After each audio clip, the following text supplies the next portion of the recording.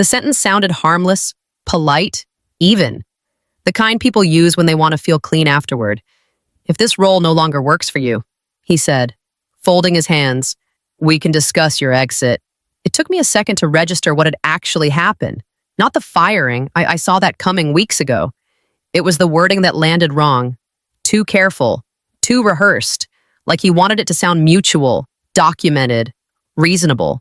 And as usual, this story is a work of fiction, created by our editorial team for storytelling purposes. All characters, events, and organizations are fictional. Any resemblance is purely coincidental. Thank you, and let's continue. My name is Lyndon Hale, and I am 39 years old.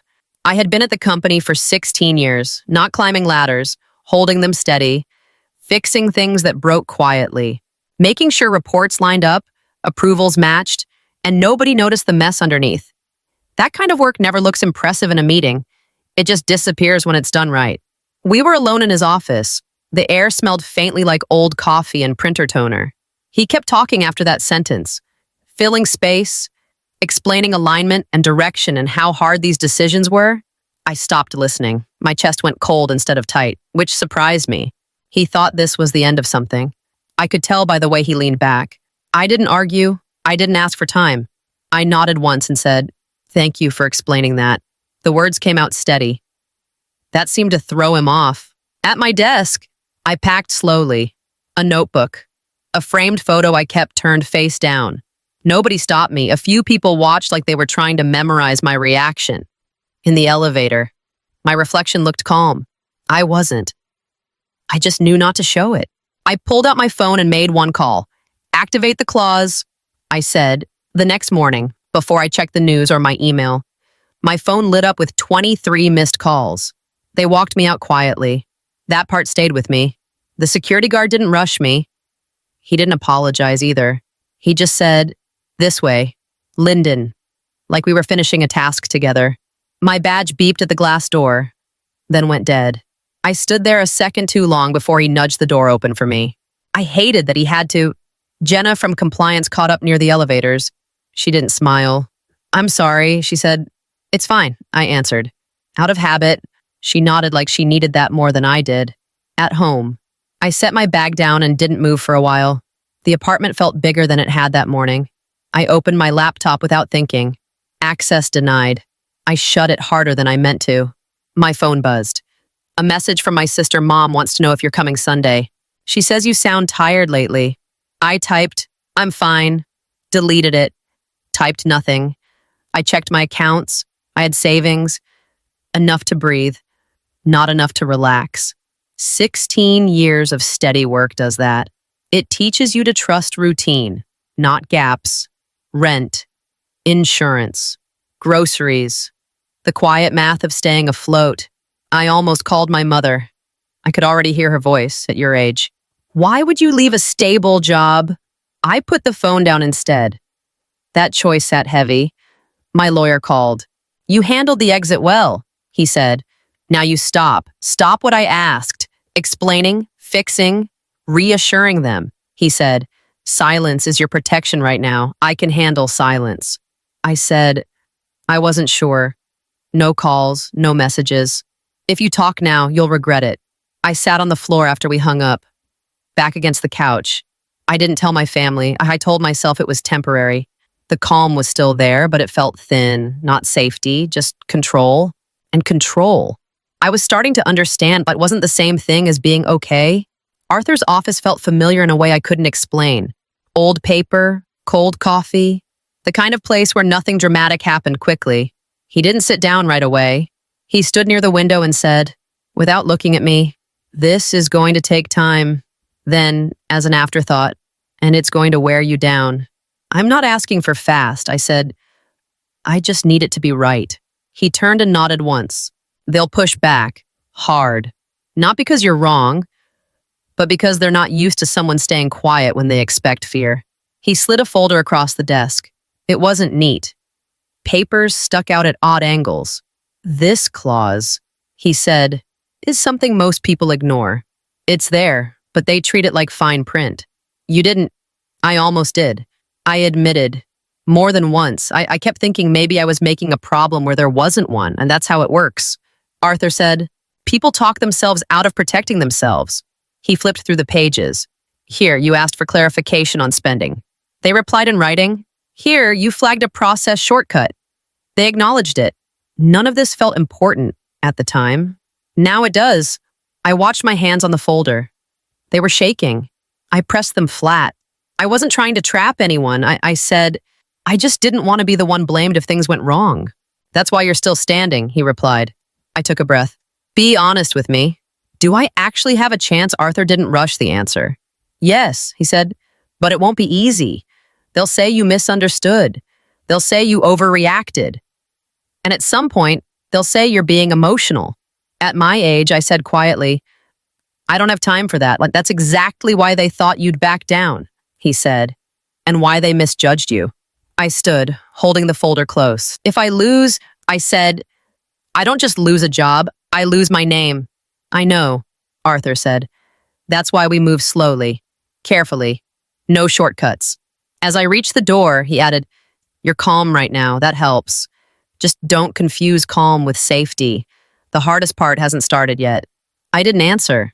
I was beginning to understand that quiet moments aren't always peaceful. Sometimes they're just the space before everything shifts. The folder kept growing. Every time I thought we were done, my lawyer said, wait, there's more, and slid another stack onto the table. Emails, approvals, version histories, little things I barely remembered sending because they felt routine at the time. Here, he said, tapping one line. You asked for clarification. I leaned in. I remembered that email. I almost didn't send it. I'd hovered over the keyboard, worried it would make me sound difficult. And here, he added, flipping the page. They answered. In writing, I wasn't trying to trap anyone. I said, I just didn't want to be blamed later. That's usually how this starts, he said. People protecting themselves, not plotting. We went through more, like a sign-off from a director who no longer worked there, on a follow-up thread where I restated what had already been agreed to, a version log with my name attached to decisions nobody questioned until now. At the time, I said, it felt paranoid. He looked at me. At the time, it was smart. I exhaled slowly. I never planned revenge. I didn't even plan leverage. I know, he said. You planned survival. That word sat heavy. Survival. I'd never thought of my job that way. Just work, just responsibility, just making sure things didn't fall apart. He paused on one document. This one matters. You flagged a boundary. They acknowledged it. I remember that meeting. I said, they told me I was overthinking. He didn't smile. They say that a lot, especially to women who read carefully. We sat in silence for a moment. Not victory, not relief, just recognition. 16 years of small, careful choices stacked into something solid. Not loud, not flashy, just undeniable. My lawyer closed the folder. This is credibility, he said. They can argue intent, they can't erase records. I nodded, feeling steadier than I had in days. Still scared, still exposed, but grounded. But if you've ever saved an email just in case, told yourself it was probably nothing, and hoped you'd never need it. Do you remember what made you hesitate before hitting send? My phone didn't stop vibrating. It just paused long enough to breathe. The first messages were stiff. Please call. We need to clarify a few things. No names, no apologies. Just control trying to reassert itself. By mid-morning, the tone shifted. Lyndon, let's reset. We may have moved too quickly. Can we talk before this escalates? I didn't answer any of them. My lawyer texted first. They've looped in the board. That got my attention. I called him. They're panicking, he said. That doesn't mean they'll fold. I'm not trying to break them. I said, I know, he said. You're letting them break themselves. Another call came through, same number as the meeting. I let it ring. The voicemail followed almost immediately. Lyndon, this is getting complicated, the CEO said. His voice sounded different, slower, like he was choosing words instead of throwing them. We should talk.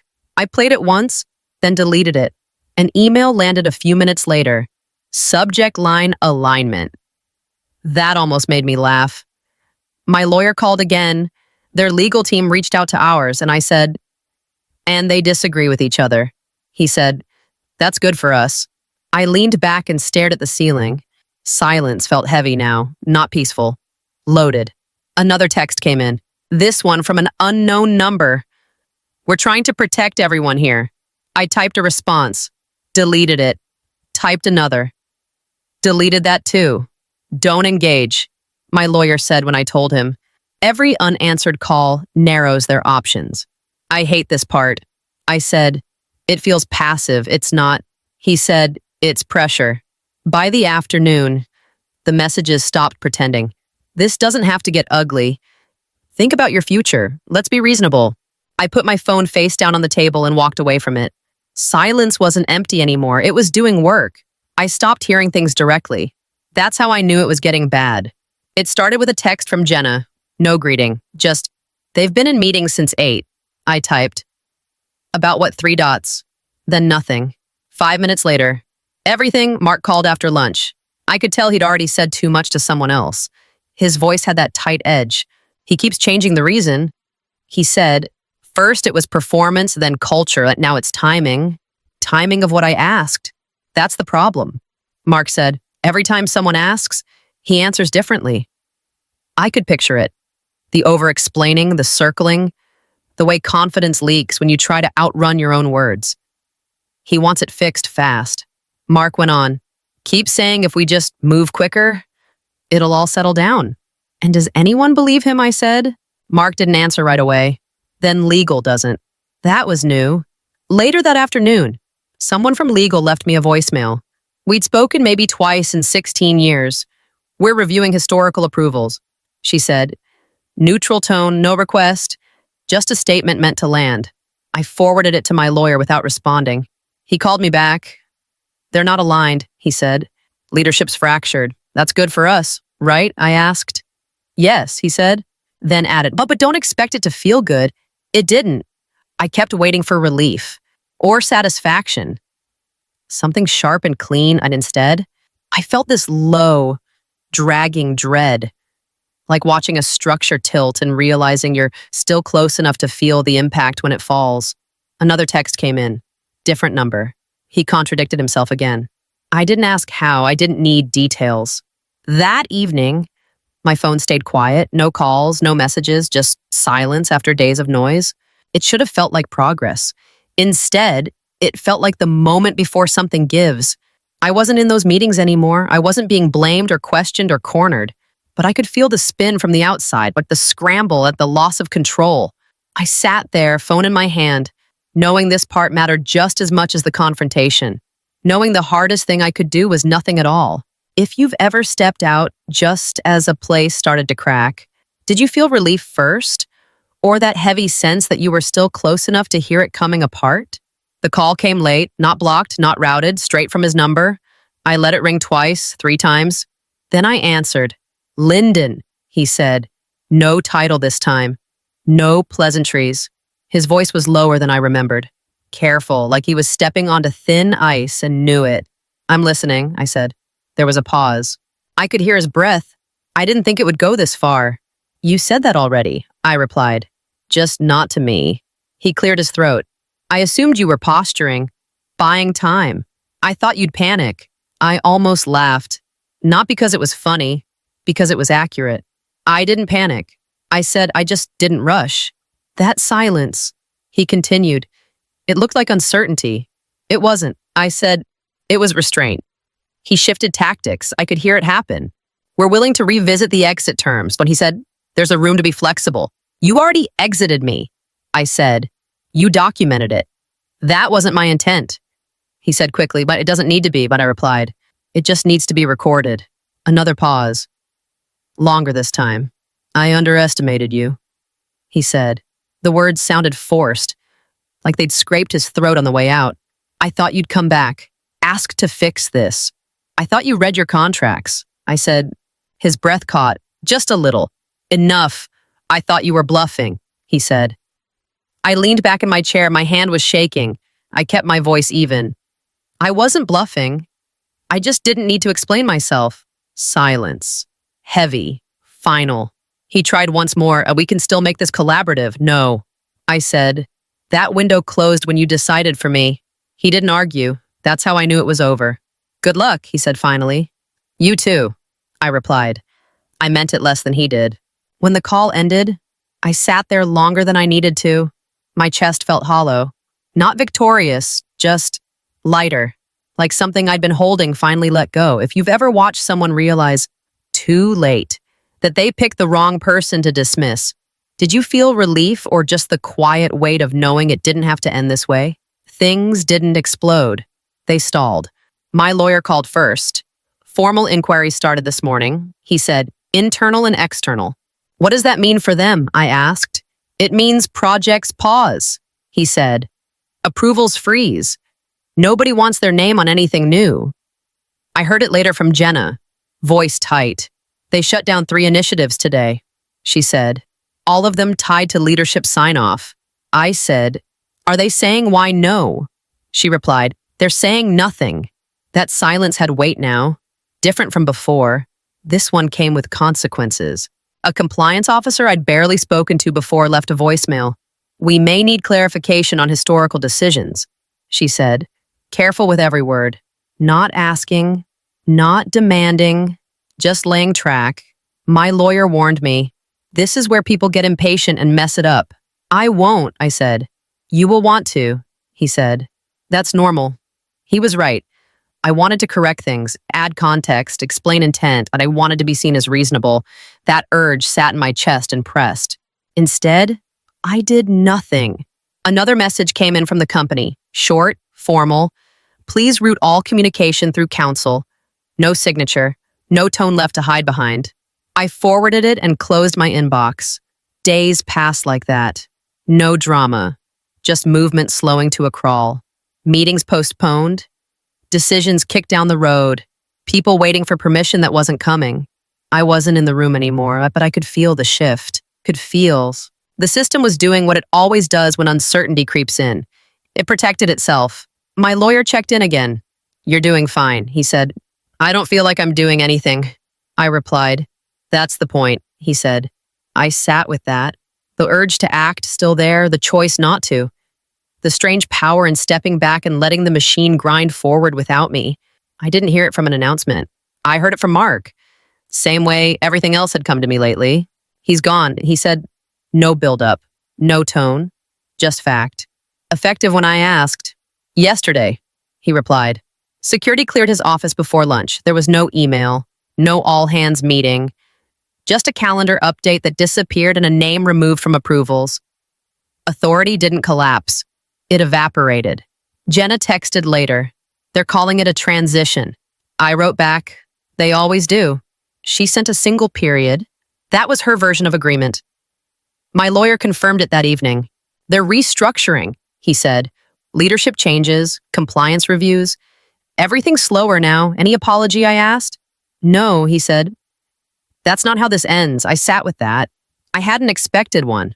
Still, some small part of me had imagined a statement, a line acknowledging what happened. Instead, there was silence. Clean, intentional. The company kept moving. People adjusted titles. Projects found new sponsors. The noise filled back in, softer than before. I didn't feel triumph.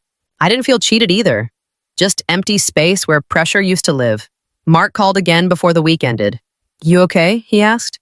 I think so, I said. I just don't know what I'm supposed to feel. You're not supposed to feel anything, he said. You're supposed to keep going. When I hung up, I realized that was the hardest part. Not winning, not losing, just standing in the quiet afterward, with no applause to tell you it mattered. The new offer arrived on a Tuesday, landing in my inbox without the theatrical weight of my previous life. It was clean, direct, 16 years of institutional knowledge. The recruiter told me over the phone. Her voice wasn't polished with corporate jargon. It was weary and appreciative. We don't need a showstopper. Lyndon, we need someone who knows exactly where the cracks form before the ceiling comes down. I told her I needed a week to think. There was a beat of silence, the kind that usually precedes a lecture on urgency, but then she simply said, take it. That was the first time in a decade someone had valued my time more than their own timeline. That night, I sat in my mother's kitchen, The air smelled of roasted garlic and the comforting, stagnant scent of my childhood home. No build-up, no rehearsed speech. I lost my job, I said, my voice steady against the clinking of silverware. My sister let out a sharp, protective curse. My mother stopped mid-motion, her hand hovering over a plate of bread. The silence wasn't cold, though it was the heavy, shared air of a family that had survived things before. And I'm okay, I added, and for the first time, the words didn't feel like a lie I was telling myself. I am actually okay. They didn't believe me at first. Neither did I, until I saw my reflection in the darkened window and realized the frantic vibration in my chest had finally stopped. A few days later, Arthur called. "You're clear," he said, sounding lighter. "The settlement is signed. Nothing pending. No shadows hanging over your shoulder." "So that's the end of it?" I asked. "That's it," he replied. "You didn't just survive it.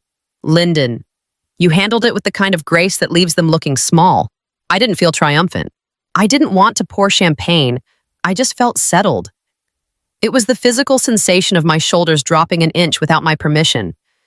The phantom weight of 16 years had finally been put down. I thought back to that final meeting, the way he had folded his hands and suggested I step away. With such unearned confidence, he had viewed that moment as a minor erasure. He didn't realize he wasn't ending my story. He was just closing a chapter I had long since outgrown. Here's the truth. Stripped of any corporate polish, do not wait until you are backed into a corner to look for the exit. Read every line of what you sign. Save the emails that feel like nothing at the time. Trust that quiet, nagging instinct that tells you something is swaying, even when everyone else says the floor is level. I didn't win because I was louder or more ruthless. I won because I was ready before I ever knew I'd need to be. If you've ever felt the ground shift beneath you, remember this preparation is not just about protection, it's about the power to walk away on your own terms. Silence, when backed by the truth, doesn't just hold the line, it moves mountains.